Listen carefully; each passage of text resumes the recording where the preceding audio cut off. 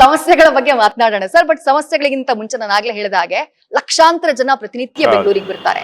ಇಲ್ಲಿ ಬದುಕನ್ನ ಕಟ್ಕೊಳ್ಬೇಕು ಅನ್ನೋದು ಎಷ್ಟೋ ಯುವಕರ ಕನಸು. ನಿಮಗೆ ಹೊರ ರಾಜ್ಯದಿಂದಾನು ಹೌದು, ನಮ್ಮ ಕರ್ನಾಟಕದ ಹಳ್ಳಿಗಳಿಂದ ಬರುವ ಯುವಕರ ಕನಸು ಕೂಡ ಅದೇನೆ. ಅಂದ್ರೆ ಒಂದ್ ರೀತಿ ಬೆಂಗಳೂರು ಅಂದ್ರೆ ಡ್ರೀಮ್ ಸಿಟಿ ಇದ್ದ ಹಾಗೆ. ಬೆಂಗಳೂರು ನಗರ ಅಭಿವೃದ್ಧಿ ಸಚಿವರಾಗಿ ನಿಮ್ಮ ಡ್ರೀಮ್ ಏನು ಸರ್ ಬೆಂಗಳೂರಿಗೆ ಸಂಬಂಧಪಟ್ಟ ಹಾಗೆ? ಇಲ್ಲಿ ಈ ತರ ಜನ ಬಂದು ಬೆಂಗಳೂರಿನಲ್ಲಿ ವಾಸ ಮಾಡ್ತಾ ಇದ್ದಾರೆ, ಇಲ್ಲಿ ಸ್ಥಳೀಯರು ವಾಸ ಮಾಡ್ತಾ ಇದ್ದಾರೆ. ಅವರ ಬದುಕಿನ ಗುಣಮಟ್ಟ, ದೈನಂದಿನ ಬದುಕಿನ ಗುಣಮಟ್ಟ ಸುಧಾರಣೆ ಆಗ್ಬೇಕು. ಅದೇ ನನ್ನ ಡ್ರೀಮ್.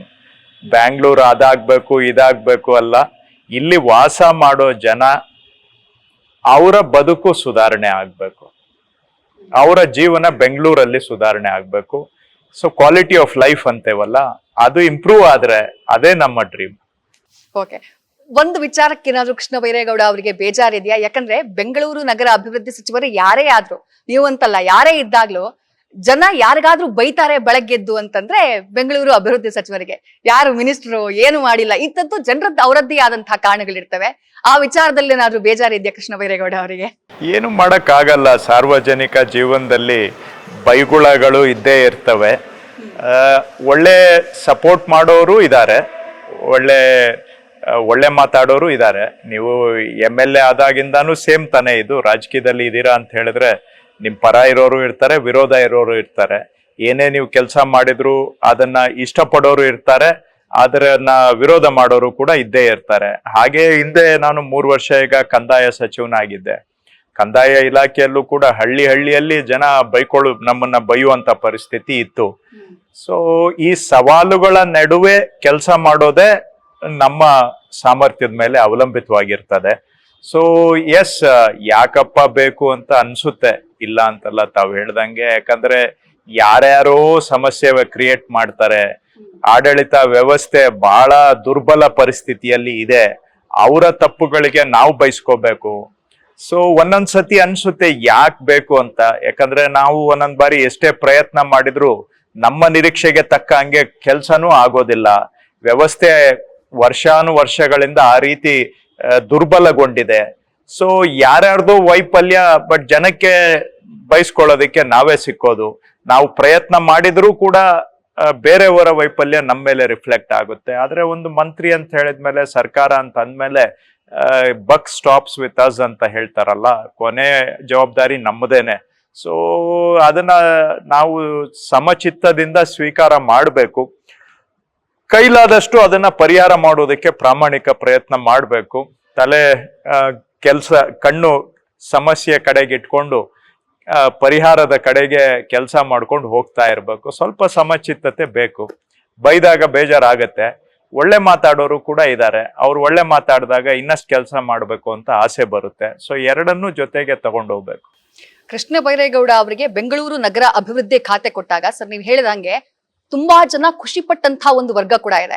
ಯಾಕಂದ್ರೆ ಕೃಷ್ಣ ಬೈರೇಗೌಡ ಅವರ ಟ್ರ್ಯಾಕ್ ರೆಕಾರ್ಡ್ ಹಂಗಿದೆ ಅನ್ನುವಂತಹ ಕಾರಣಕ್ಕೆ.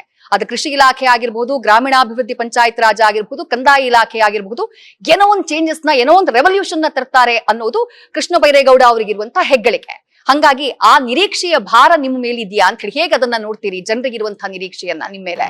ನಿರೀಕ್ಷೆಗಳ ಭಾರ ಒಂದೇ ಅಲ್ಲ, ಯಾವುದೇ ಜವಾಬ್ದಾರಿ, ಒಂದು ಅಧಿಕಾರ ಅಂತ ಕೆಲವರು ಹೇಳ್ತಾರೆ. ನನಗೆ ಯಾವಾಗ್ಲೂ ಕೂಡ ಅಧಿಕಾರವನ್ನ ಜವಾಬ್ದಾರಿ ಅಂತ ತಗೊಂಡಿದ್ದೇನೆ. ಸೊ ಒಂದು ಅಧಿಕಾರ ಅಂತ ಅಂದ್ರೆ ಅದರ ಜೊತೆಗೆ ನಮ್ಮ ಹೆಗಲ ಮೇಲೆ ಅಷ್ಟು ಹೊರೆ ಹೆಚ್ಚಾಗುತ್ತೆ ಅಧಿಕಾರ ತೆಗೆದುಕೊಂಡಷ್ಟು ಕೂಡ.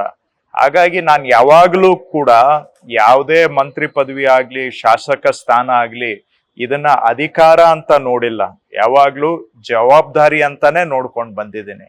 ಬೆಂಗಳೂರಿನಲ್ಲಿ ಖಂಡಿತ ಇಲ್ಲಿನೂ ಕೂಡ ಜವಾಬ್ದಾರಿ ಹೆಚ್ಚಿದೆ, ನಿರೀಕ್ಷೆಗಳು ಕೂಡ ಹೆಚ್ಚಿದಾವೆ.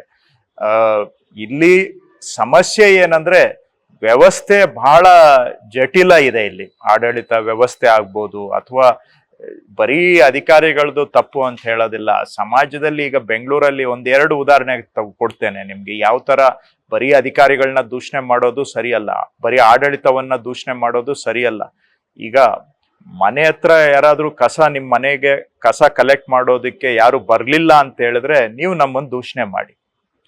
ಅವ್ರ ಮನೆ ಹತ್ರ ಬಂದ್ರೂ ಕೂಡ ಅವ್ರು ಬರೋ ಟೈಮ್ ನನ್ಗೆ ಕನ್ವೀನಿಯಂಟ್ ಇಲ್ಲ, ಅವ್ರು ಬಂದಿದ್ದು ಹೋಗಿದ್ದು ನನ್ಗೆ ಗೊತ್ತಾಗ್ಲಿಲ್ಲ ಅಂತೇಳಿ ನೀವೆಲ್ಲಂದ್ರೆ ಅಲ್ಲಿ ತಗೊಂಡೋಗಿ ಕಸ ಬಿಸಾಕ್ಬಿಟ್ಟು ಬೆಂಗಳೂರು ಗಲೀಜಾಗಿದೆ ಅಂತ ದೂಷಣೆ ಮಾಡಿದ್ರೆ ಇದಕ್ಕೆ ಬರೀ ಆಡಳಿತ ವ್ಯವಸ್ಥೆ ಕಾರಣನ ಅಥವಾ ಆ ಸಮಸ್ಯೆಗೆ ನೀವು ಕಾರಣಕರ್ತರ? ಮನೆಗೆ ಬರ್ಲಿಲ್ಲ ಅಂದ್ರೆ ಸರ್ಕಾರದ್ದು ತಪ್ಪು, ಆಡಳಿತ ವ್ಯವಸ್ಥೆದು ತಪ್ಪು. ಮನೆಗೆ ಬಂದ ನಂತರನೂ ಕೂಡ ನಿಮ್ಗೆ ಅನುಕೂಲ ಇಲ್ವಾ ಅಂತ ಹೇಳಿ ತಗೊಂಡೋಗಿ ಬಿಸಾಕೋದು, ಸಮಸ್ಯೆಗೆ ನೀವು ಭಾಗ. ಹಾಗೇನೆ ಈ ಮನೆಗಳು ಬೆಂಗಳೂರಲ್ಲಿ ಕಟ್ಟಿದ್ದಾರೆ, ಎಲ್ಲ ಇಲ್ಲಿಗಲ್ ಕಟ್ಟಿದ್ದಾರೆ 80%. ಎಲ್ಲ ಚಿಕ್ಕ ಚಿಕ್ಕ ಸೈಟ್ಗಳಲ್ಲಿ ದೊಡ್ಡ ದೊಡ್ಡ ಮನೆಗಳು ಕಟ್ಟಿ ಪಾರ್ಕಿಂಗ್ಗೆ ಜಾಗ ಬಿಟ್ಟಿಲ್ಲ, ರೋಡ್ ಮೇಲೆ 15 ಅಡಿ 20 ಅಡಿ ರೋಡು, ಅಲ್ಲಿ ಎಲ್ಲ ಕಾರುಗಳು ಕಾರೋಬಾರು ಎಲ್ಲ ಮಾಡಿ ಕೊನೆಗೆ ಟ್ರಾಫಿಕ್ ಕಿರಿಕಿರಿ ಅಂತ ಹೇಳಿದ್ರೆ ಇದಕ್ಕೆ ಬರೀ ಆಯ್ತು ಆಡಳಿತ ವ್ಯವಸ್ಥೆ ಸಹಾಯ ಮಾಡ್ತು ಅನ್ನೋದು ಸತ್ಯ ಅಲ್ವಾ ಸರ್? ಹೌದು. ಹಾಗಂತೇಳಿ ನೀವು ಹಾಗಾದ್ರೆ ಕಾನೂನು ಪಾಲನೆ ಮಾಡೋದು ಎಲ್ಲಾದ್ರೂ ನಿಮ್ಗೆ ಆಪ್ಷನಲ್ ಅಂತ ಹೇಳಿದಾರ? ಯಾರಾದ್ರೂ ನಿಮ್ಗೆ ಸ್ಕೂಲಲ್ಲಿ ಎಲ್ಲಾದ್ರೂ ಪಾಠ ಮಾಡಿದಾರ?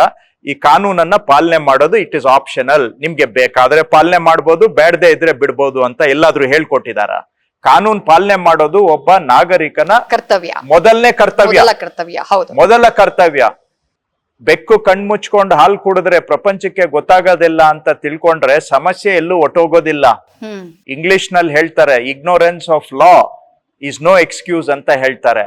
ಇಲ್ಲಿ ಎಲ್ಲಾ ಗೊತ್ತಿದ್ದು ಕೂಡ ಅವ್ರು ಯಾರು ಕೇಳೋರಿಲ್ಲ ಹೇಳೋರಿಲ್ಲ ಅಂತೇಳಿ ಮಾಡೋದು ಸರಿನಾ? ಹಾಗಾದ್ರೆ ಆಯ್ತು, ಅವ್ರದ್ದು ನಾನು ಹೇಳಿದ್ದು ಅವ್ರ ತಪ್ಪಿಲ್ಲ, ಆಡಳಿತ ವ್ಯವಸ್ಥೆದು ತಪ್ಪಿಲ್ಲ ಅಂತ ನಾನು ಎಲ್ಲೂ ಹೇಳಲಿಲ್ಲ.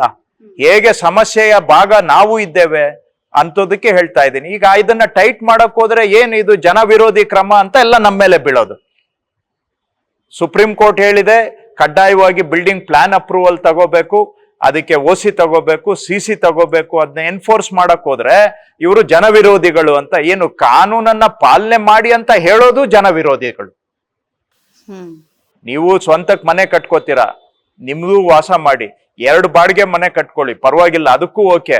ಒಂದು ನಿಮ್ಮ ಮನೆಯಲ್ಲಿ 5-5, 6-6 ಫ್ಲೋರ್ ಬಾಡಿಗೆ ಮನೆಗಳು ಕಟ್ಟಿದ್ರೆ ಎಲ್ಲಿಂದ ನೀರ್ ಕೊಡೋದು, ಎಲ್ಲಿಂದ ಕಸ ಎತ್ತೋದು, ಎಲ್ಲಿಂದ ಸ್ಯೂವೇಜ್ ತೆಗೆಯೋದು, ಮಳೆ ನೀರು ಹೊರಗಡೆ ಹೋಗಕ್ಕೆ ರೋಡ್ ಇಲ್ಲ, ಟ್ರಾಫಿಕ್ ಪಾರ್ಕಿಂಗ್ಗೆ ಜಾಗ ಇಲ್ಲ.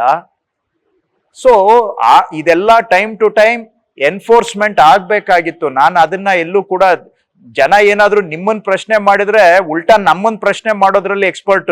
ನೀವೇ ಆಗ್ಲಿ ನಾನೇ ಆಗ್ಲಿ ಎಲ್ಲಾರು ಅಷ್ಟೇ. ನಾನು ಅವ್ರು ಮಾಡಿರೋದು ಸರಿ ಅಂತ ಸಮರ್ಥನೆ ಮಾಡ್ತಾ ಇಲ್ಲ. ಈ ತರ ರಿಲ್ಯಾಕ್ಸ್ಡ್ ಎನ್ಫೋರ್ಸ್ಮೆಂಟ್ ಅಲ್ಲಿ ಫೇಲ್ಯೂರ್ ಆಗಿರೋದು ಸರಿ ಅಂತ ನಾನು ಹೇಳ್ತಾ ಇಲ್ಲ. ಹಾಗಂತೇಳಿ ಎನ್ಫೋರ್ಸ್ಮೆಂಟ್ ಫೇಲ್ ಆಗಿದೆ ಅಂತ ನೀವು ಅದನ್ನ ದುರುಪಯೋಗ ಮಾಡಿಕೊಂಡು ಎಲ್ಲ ಕಾನೂನು ಬಾಹಿರವಾಗಿ ಮಾಡ್ಬಿಟ್ಟು ಈಗ ಅದನ್ನ ಸರಿ ಮಾಡೋಣ ಅಂತ ಹೇಳಿದ್ರೆ ಅದಕ್ಕೂ ಪ್ರತಿರೋಧ ಮಾಡ್ಕೊಂಡು, ಇದು ನಾನು ಹೇಳಿದ್ದು ಆಡಳಿತ ವ್ಯವಸ್ಥೆ ಒಂದೇ ಕುಸಿತ ಆಗಿದ್ರೆ ಅದನ್ನ ನಾವು ಬಿಗಿ ಮಾಡ್ಬೋದು. ಅದರ ದುರುಪಯೋಗ ಜನಗಳು ಕೂಡ ತಕ್ಕೊಂಡು ಈ ಇಬ್ರು ಸೇರಿ ಇವತ್ತು ಒಂದು ಬಹಳ ಸವಾಲಾದಂತ ಪರಿಸ್ಥಿತಿಯನ್ನ ಬೆಂಗಳೂರಲ್ಲಿ ನಿರ್ಮಾಣ ಮಾಡಿದ್ದಾರೆ. ಹಾಗಾಗಿ ಇದು ನೀವು ಯಾಕೆ ಇದೆಲ್ಲ ಬಂತು ನಿರೀಕ್ಷೆಗಳ ಭಾರನ ಅಂತ ಕೇಳಿದ್ರಿ. ಇಲ್ಲಿ ಸಮಸ್ಯೆ ಬೇರೆ ಇಲಾಖೆಗಳಲ್ಲೂ ನಾನು ಕೆಲಸ ಮಾಡಿದ್ದೇನೆ. ಇಲ್ಲಿ ಏನಂದ್ರೆ ಯಾರು ಇಂಥವ್ರು ಒಬ್ಬರಿಂದ ಆಡಳಿತದ ಸಮಸ್ಯೆ ಅಂದ್ರೆ ಅದನ್ನ ಬಿಗಿ ಮಾಡ್ಬೋದು. ಇಲ್ಲಿ ಆಡಳಿತ ವೈಫಲ್ಯದ ಜೊತೆಗೆ ದುರ್ಬಲ ಆಡಳಿತದ ಜೊತೆಗೆ ಜನಗಳ ದುರ್ನಡತೆಯನ್ನು ಕೆಲವ್ರದ್ದು, ಎಲ್ಲಾರ್ದು ಅಂತ ಹೇಳ್ಬೇಡ, ಎಲ್ಲಾರ್ದು ಅಂತ ನಾವು ಹೇಳೋದು ಬೇಡ, ಕೆಲವರು ದುರ್ನಡತೆಯನ್ನು ಕೂಡ ಸೇರಿ ಈ ಎರಡು ಮಿಕ್ಸ್ ಆಗ್ಬಿಟ್ಟಿದೆ. ಈಗ ಎರಡನ್ನು ಸಪರೇಟ್ ಮಾಡಕ್ಕೂ ಆಗೋದಿಲ್ಲ. ಒಂದೇ ಕನ್ನಡಿಯ 2 ಮುಖಗಳು ಇವೆಲ್ಲವೂ ಕೂಡ ಬೆಂಗಳೂರಿನ ಸಮಸ್ಯೆಗಳು. ಚಪ್ಪಾಳೆ 2 ಕೈ ಇಲ್ಲದೆ ಇದ್ರೆ ಆಗೋದಿಲ್ಲ ಅಂತ ಹೇಳ್ದಂಗೆ ಆಡಳಿತದ ವೈಫಲ್ಯಗಳು, ಜನಗಳ ದುರುಪಯೋಗ ಇವೆರಡೂ ಸೇರಿ ಇವತ್ತು ಸಮಸ್ಯೆಗಳು ಸೃಷ್ಟಿ ಆಗಿದೆ. ಸೊ ಇದರಲ್ಲಿ ಸುಧಾರಣೆ ಮಾಡೋದು ಸ್ವಲ್ಪ ಸವಾಲಿನ ಕೆಲಸನೇ. ಯಾಕಂದ್ರೆ ಬೇರೆ ಕಡೆ ಸ್ವಲ್ಪ ಇಲಾಖೆಗಳಲ್ಲಿ ನಾವು ಆಡಳಿತ ವ್ಯವಸ್ಥೆಯನ್ನ ಟೈಟ್ ಮಾಡಿದ್ರೆ ಸ್ವಲ್ಪ ಸುಧಾರಣೆ ಮಾಡ್ಬೋದು. ರೆವಿನ್ಯೂ ಇಲಾಖೆಯಲ್ಲಿ ಮಾಡಿದೀವಿ. ಇಲ್ಲಿ ಸ್ವಲ್ಪ ಏನಾಗಿದೆ, ಏನ್ ಟೈಟ್ ಮಾಡಕ್ ಹೋದ್ರು ಕೂಡ ವಿರೋಧ ಮಾಡೋರು ಕೂಡ ಸಾಕಷ್ಟು ಜನ ಇದ್ದಾರೆ. ಹಾಗಾಗಿ ಈ ನಿರೀಕ್ಷೆಗಳನ್ನ ನಿಭಾಯಿಸೋದು ಕೂಡ ಒಂದು ಸವಾಲೇ. ನ್ಯೂಸ್ ಫಸ್ಟ್, ನಿರ್ಭೀತಿಯಿಂದ ನಿಮ್ಮ ಪರವಾಗಿ.